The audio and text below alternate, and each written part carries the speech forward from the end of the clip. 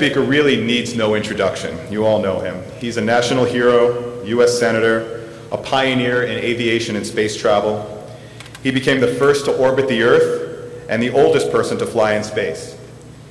He is a strong advocate of education, lending his name and support to Ohio State's John Glenn School of Public Affairs.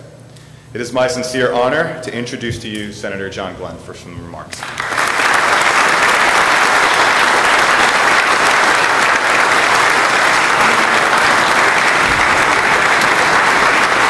Thank you.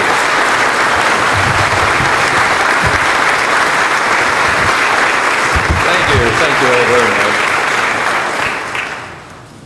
It's a real pleasure to be here today and participate in this program that will benefit Ohio State, benefit aviation, benefit science. And it's very appropriate that we do that right here in Ohio, because Ohio has probably the longest aviation heritage of any state in the Union. We go back to 1903 and the Wright brothers and that first flight. And just a few years ago in 1903 we had a commemoration of all of that, of course, and it was very, very interesting, because somebody went back and got all of the aerodynamic characteristics of the Wright brothers airplane, and they put it into a simulator. Now that was very interesting, because of course the Wright brothers didn't have a simulator for them when they were getting ready for that first flight. But this simulator was made up as near as it could be like a modern day simulator for training fighter aircraft or space or whatever, with a picture out ahead of what you were going to fly into and the whole bit, except it was done on the characteristics of the Wright brothers airplane. And I had the pleasure, and probably some of you flew that thing too or tried to fly it. There's one thing you learn. I think it's a wonder the Wright brothers ever lived through the thing, because the aerodynamics of that airplane were divergent. You study in aerodynamics, of course, about the roll, pitch, and yaw, and divergent and neutrality and all of this sort of thing. It wasn't neutral. It was divergent in these different places. And how you tried to control it was something else, too. You know, he lay on the lower wing and had an elevator control up here, but for aileron control that you roll the airplane with, that was a yoke around his hips. And if he wanted to fly to the right, he slid his hips over that direction. And that pulled wires on the trailing edge of the wing and warped the trailing edge of the wing so the airplane would fly to the right or left. Now, I'm glad that we got away from that control system in aviation early on. Can you imagine a 747 pilot on final trying to control the airplane? But it was fascinating, and that we go back a long ways in our aviation history in this country. But we did a lot of fast advancing too from those days of 1903. And it was only about 15 years later, during World War I, we had actually developed airplanes that would actually fly and do things. And they were first used in France in the war there, where airplanes were used for observation. And the story goes that the pilots would fly by each other and they wiggle their wings and say hello and wave to each other as they went by on their missions. And then one day somebody loused the whole thing up by taking out a .45 and firing at the other airplane. And from then on it was what kind of armament you could put on, and the aviation as a weapon took place from that on. We had an Ohio person as part of that heritage also out of World War II, Eddie Rickenbacker, 22 victories there, and became famous, of course, and was famous later on. And in World War II was down in the Pacific and was in a life raft for 24 days and so on. And Rickenbacker Field, just a few miles from here, of course, was named after Eddie Rickenbacker. The transportation came along rather rapidly. And by the time World War II came along, I remember very, very well when I had orders to the West Coast, was home on leave here in Ohio, went to the West Coast, and the fastest transportation by air at that time was the old TWA, which was Transcontinental and Western Air, as its original title was. And when you went in the old DC-3, what later became known as the Dakota in the military, that the old DC-3 tail dragger type transport plane, which you've all seen. There's still a few of them flying even today. But that airplane, the most direct flight to the West Coast at that time, and I wrote this down last night because it went from Columbus, and it went to Indianapolis, St. Louis, Kansas City, Oklahoma City, Amarillo, Texas, Albuquerque, Phoenix, and LA.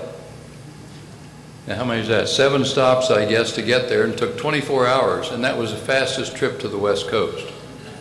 Later on in life, I was privileged at one time to make a cross-country speed run in the FHU Crusader, the first supersonic crossing of the United States, and we did that trip in 3 hours and 23 minutes from LA to New York. And there was a little side thing we haven't learned yet how to take care of, and maybe some of the study that will be done in the schools here will address this. We haven't learned yet how to take care of sonic booms. And there was a rather humorous little story that on that cross-country supersonic flight, it was the last in-flight refueling I did was just over Indianapolis. And from there into Floyd Bennett Field in New York, which was my destination, just happened to take me a little bit north of New Concord, where I grew up and where my mother and dad were still living at that time. And I had called Mother and told her that the night before about we possibly were going to be making this trip, and that I would come just north of New Concord and about the time that I'd be going by there. Well, came off the in-flight refueling at Indianapolis and went back to supersonic flight. Now, I was dragging a sonic boom at that time, and most of you have probably heard a sonic boom, with boom, boom, like that, and it was usually a double boom. And I was dragging that boom behind me and didn't know, of course, that the lapse rate that day was just perfect for sonic boom reaching the ground. When I went by New Concord, about a few miles north of New Concord, Mother had told some of her neighbors about this. And as I went by there, apparently this sonic boom reached the ground. And Mrs. Galogly, that lived down the street from Mother, came running down the street saying, "Oh, Mrs. Glenn, Johnny dropped a bomb, Johnny dropped a bomb." Now, maybe we'll be able to find out how to attenuate sonic booms. And that will make possible then. Maybe we'll see NetJets one of these days with supersonic planes taking people around over the major population areas of this country and indeed around the world, which you can't do now because you break windows and it does harm on the ground if you have that kind of a sonic boom perfect day. Anyway, things led up to World War II, and it's amazing that all of the advances that led up to all the air warfare of World War II occurred as rapidly as they did, and on into orbital flight. And I was privileged to participate in that in 1962. Hard to believe that it was just 66 years from the Wright brothers' first feeble attempts down there at Kitty Hawk until Neil Armstrong, another good Ohio boy, of course, landed on the moon. Just 66 years. What a rapid advancement that is. And during the major part of the space program, the greatest number of astronauts have been from Ohio. I don't think that's true today, but for a long time there were more astronauts from Ohio than from any other state. So this is a day of nostalgia, of looking back, but also a day of looking forward to hoping that this center can solve some of the many problems we still have in aviation. It's true, I started out, the first flight I ever had in an airplane, first as a passenger, was when I was about 8 or 9 years old. And we were driving by a field down near Cambridge one day, and my dad and somebody was taking people up in a Waco, just like that one right there. And my dad and I went up in that airplane, and I was hooked from there at that time on. And it was a short flight around Cambridge, 15 minutes or something like that, and back down again. We both sat in the front cockpit with one leather strap over both of us. And from that time on, I really was hooked on aviation.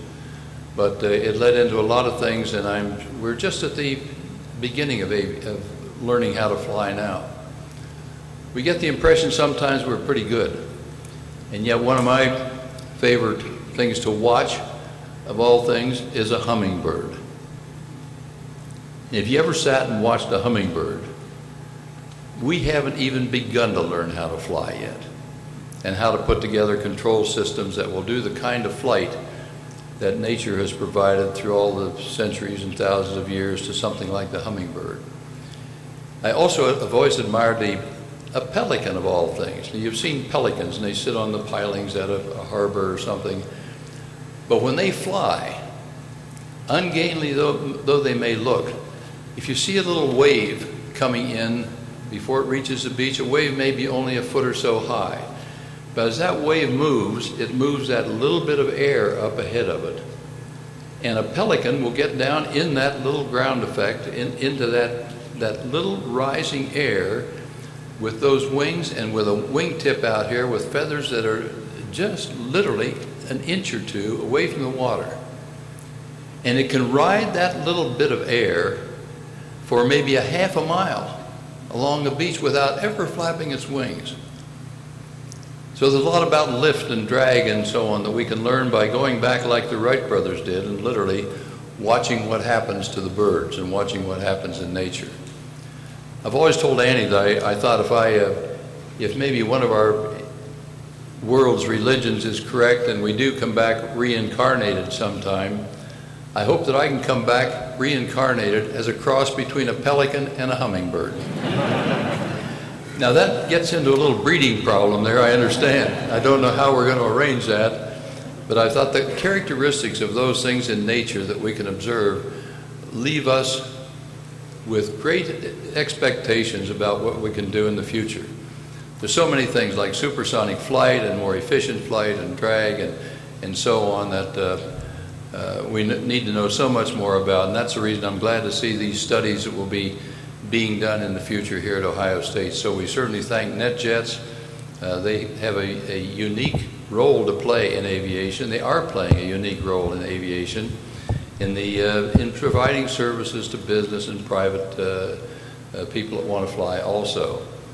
And so we're just very glad to be here today and participating in this event to mark their support for the great studies that we know are going to be done here in the future. Thank you very much.